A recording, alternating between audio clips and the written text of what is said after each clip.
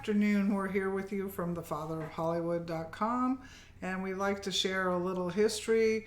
As you know, this year's the 100th anniversary of the Hollywood sign, and it had an early beginning actually before it, and we're going to tell you how it came into existence. We'll go first to the Whitley Heights Pavilion. It was built by H J Whitley to have concerts and different events so that people would come to Hollywood on the balloon route. So right, and you can see the chairs there. We still own those chairs, a lot of them. They're in our garage. Yes, they're wooden chairs. Yeah, they're really vintage chairs. I guess we should have taken pictures of the chairs to add to this, but we didn't. So yeah. Anyway, what he did is they began the balloon route because he wanted Hollywood to grow. He helped Dulongpree build his home. He did the financing because, as you probably know, or if you didn't, he owned the bank that was on the corner of Hollywood and Highland. Right. And he was on their board of directors. So they helped with that. He also sent his gardener, and the land was donated by Mrs. Wilcox to build on. But H.J. Dulongpree's house, yeah. Right. It's at a different spot than this pavilion. Farther down the hill. So they would ride the streetcar to Dulongpree, go see his art. He was a famous artist. And then they'd come up the hill to the summit, and they'd have a concert and entertainment. Well, eventually... And that was called the balloon route. The balloon route. But right. Eventually, as things were built and grown, it began to grow, and they built homes. What happened is instead he took down the pavilion because he developed the lower part down the hill already out of the 480 acres he owned. He put up the Whitley Heights sign. There you see it.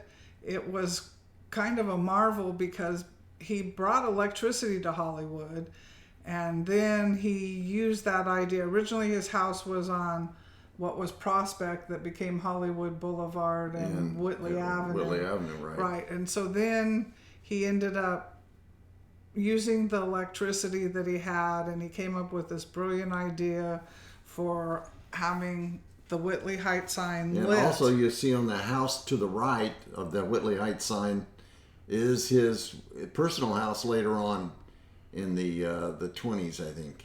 Right. And I'm going to read a little clip right now. We have a book. It's The Father of Hollywood. It shows the picture of the family on the book. It was an older book, first edition of the book. And then we'll go back. I was just showing you what I was reading from, and then we'll go back to the sign which it's talking about. Pictured here is the Whitley Heights sign, which was the first sign to light the Hollywood Hills. If you look closely in the in this picture you don't, but in the book you could look closely, so we'll kind of maybe skip that. You won't see what I'm talking about. But the Hollywood sign was constructed around 1923, and H.J. was part of a syndicate of 5 men who developed the San Fernando Valley, Reseda, Canoga Park, and Van Nuys. One of the members of the syndicate was Harry Chandler. Harry Chandler said he was having difficulty selling his land in Hollywood, and H.J. Whitley suggested putting up an electric lit sign, and that's why the sign says Hollywoodland. It was to be there shortly for just maybe a year or less as a sign selling Hollywood. But as Hollywood became famous, the movie stars came, it became iconic, and the land part was taken down. And the movie stars, the early movie stars, a lot of them lived in Whitley Heights. Right, and it's hard to believe how many electric light bulbs were put on the sign. Yeah, they were light bulbs. It wasn't like a shining light on. They didn't have that. They hadn't been invented yet, I guess. But there were hundreds of lights on each letter of the Whitley Heights sign. And now we've clicked to this is the back side. You can see the Whitley. This is the Whitley house to the left of the sign, which is on the other picture. It was the right of the sign.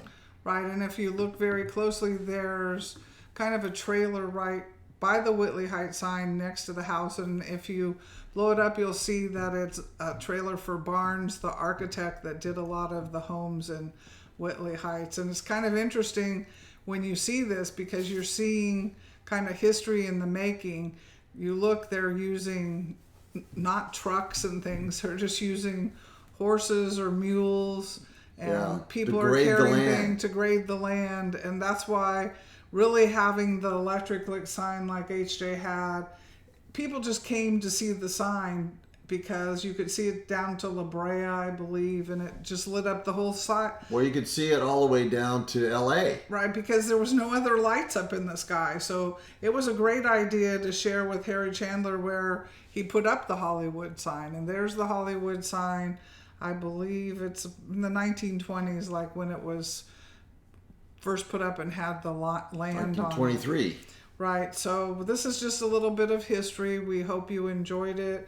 And we'll be back with you sharing some more historical pictures that we have in our archives for the Father of Hollywood. Like our more things like our chairs. Yeah, maybe we'll take pictures of them from the garage. But anyway, have a great day. We have even all kinds of stuff like Gigi's purses. Yes. We have all her vintage, old, weird looking purses. If you look behind us, there's an original picture that's a map, and then there's his bookcase. It's called full of his Balloon books. Route. Oh, not the Balloon Route. It says the Views. Oh, I forget the name of it. Anyway, and the clock. So that's a little history there too. We'll be back soon. Have a great day. Bye.